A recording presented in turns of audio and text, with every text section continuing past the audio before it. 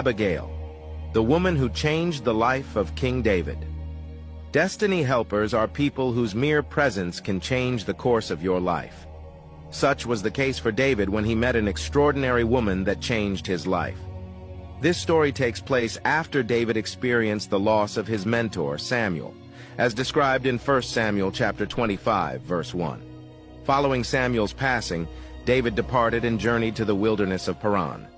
It was in the course of this journey that he met the woman that God used to single-handedly stop him from self-destruction and redirected his gaze towards his destiny of becoming the king of Israel.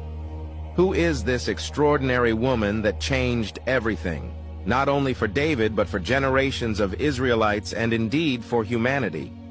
What did she do, and what were the consequences of her actions, both for her and for David, who later became a king? The story is narrated in the book of 1 Samuel chapter 25. According to the passage of the Bible, there lived a wealthy man named Nabal, whose business thrived in the town of Carmel. He owned 3,000 sheep and 1,000 goats, plenty of slave laborers, and other valuable properties. However, Nabal was not a very good man. In fact, his name, Nabal, is reflective of his character. He was harsh and wicked in his dealings with other people. Yet, he was married to a beautiful, kind, gentle, and intelligent woman named Abigail. This pairing almost reminds one of the story of Beauty and the Beast. Only this beast was beyond taming. Although Nabal possessed great wealth, he was poor in spirit and miserable in living. His excessive focus on material possessions was the bane of his existence. Even during the sheep shearing or harvest season, a time of common hospitality and feasting, Nabal did not show any form of generosity. In contrast to her husband, Abigail was generous and beloved by all. The Bible speaks well of Abigail, equating her beauty with that of only two other women, Rachel and Esther. One might wonder how a man like Nabal could have ever won the heart of a remarkable woman like that.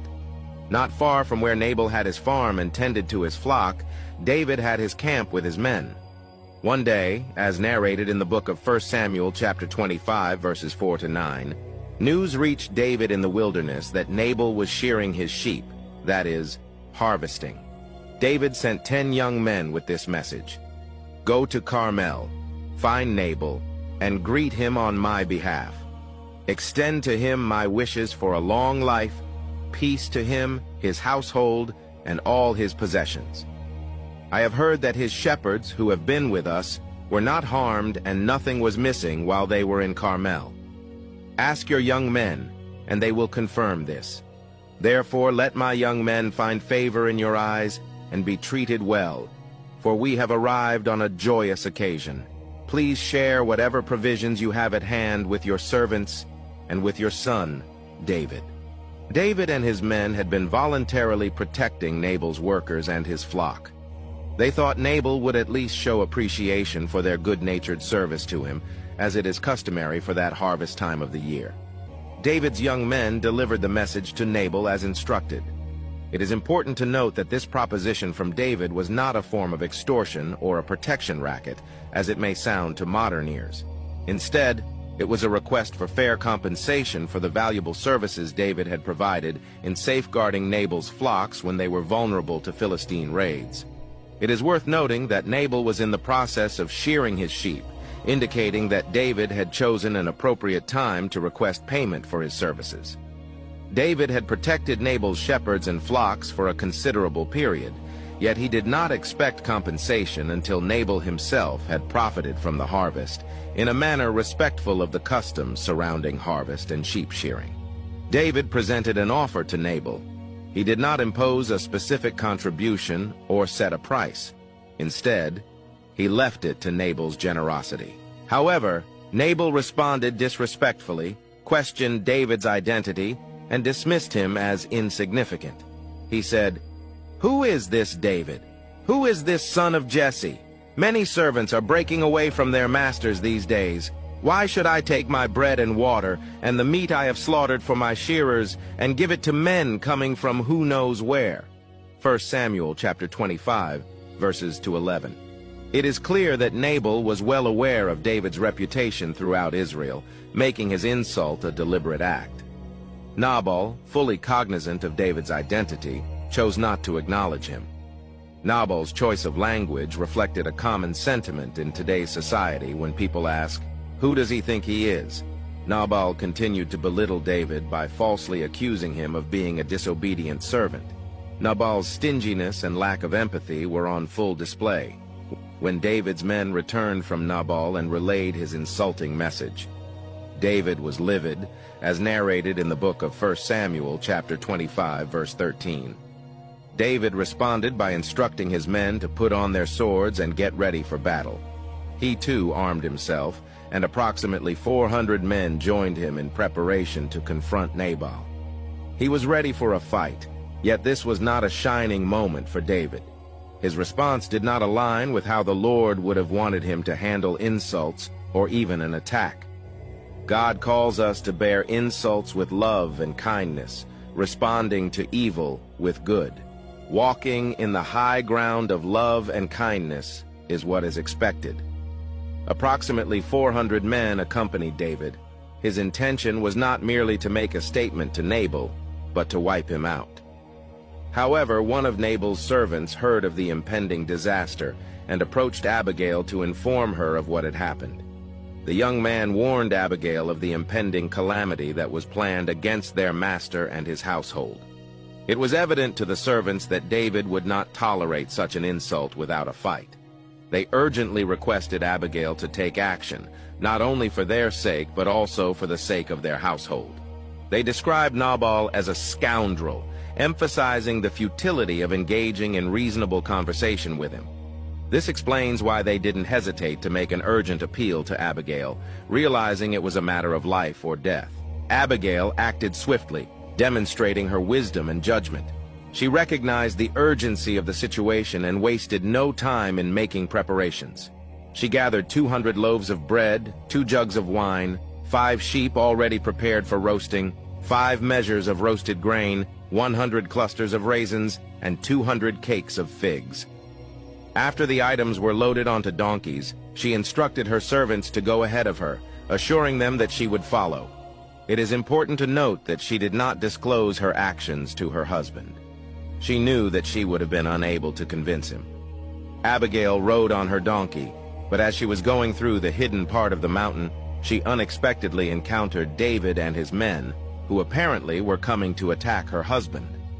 As Abigail caught sight of David, she hastened to dismount from her donkey and prostrated herself before him, kneeling with her face to the ground in a show of deep respect. With humility, she addressed him, acknowledging her role in the matter and requesting his attention to hear her words. She pleaded with David not to pay heed to Nabal, emphasizing that his name accurately reflected his foolish and senseless nature. She explained that she had not seen the young men sent by David. She pleaded with David that it was the Lord who had prevented him from taking vengeance with his own hand. She urged him to allow divine justice to reign in the life of his enemies and those seeking to harm him. Presenting the gifts she had brought, Abigail tactfully requested that they be given to David's accompanying men.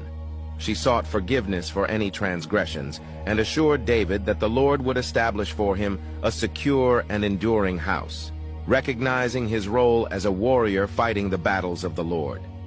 Abigail reminded David of God's promise to him and encouraged him to be steadfast in that promise. David, already in a state of anxiety and irritation, was taken aback by this sudden appearance of a lavish entourage and a graceful woman bowing before him. The sight compelled him and his entire company to halt their journey immediately. Abigail certainly knew how to command attention, even from the would-be king of Israel.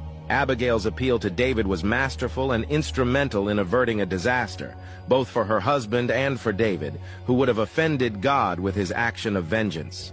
However, some say she also made some mistakes in the encounter. First, she openly criticized Nabal, her husband, before David, referring to him as a scoundrel. Such harsh criticism is not fitting for a wife to speak of her husband, just as a husband should not speak ill of his wife.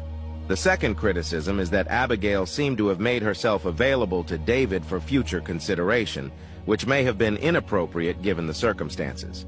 However, The most important point to note is that through her quick thinking and promptness of action, Abigail stopped a raging madness between two men that could have led to many deaths.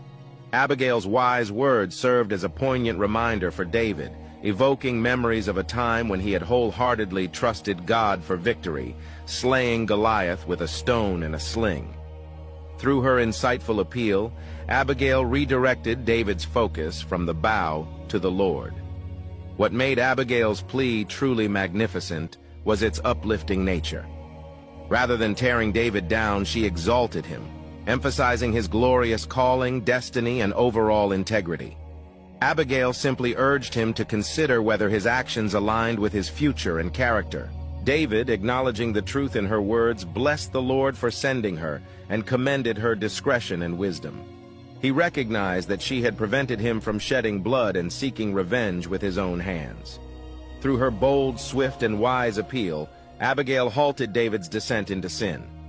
Abigail's appeal was not only compelling but practical as well. She promptly settled the debt owed to David, ensuring that he received what was rightfully his. When Abigail arrived back home, Nabal was having a grand feast and was completely intoxicated. She wisely chose to withhold her message until the morning when Nabal's disposition had sobered. When she finally informed him of the situation, his heart sank with uncontrollable rage, and he was instantly struck with paralysis. Shortly thereafter, he died. No one is beyond the reach of God's justice, and when the appointed time comes, he executes his judgment. When news reached David of Nabal's death, he praised the Lord for vindicating him and sparing him from seeking revenge. In response, David sent a message to Abigail expressing his desire to make her his wife. When David's servants approached Abigail in Carmel with the proposal, she humbly bowed with her face to the ground and replied that she was ready to serve, even as a humble maid. She washed the feet of David's servants. Abigail promptly prepared herself and rode on a donkey, accompanied by 5 of her attendants. Soon after, she became David's wife. Thank you for watching. Let me know what you think of this topic in the comments section. Please follow, like, and share this video. God bless you. Amen.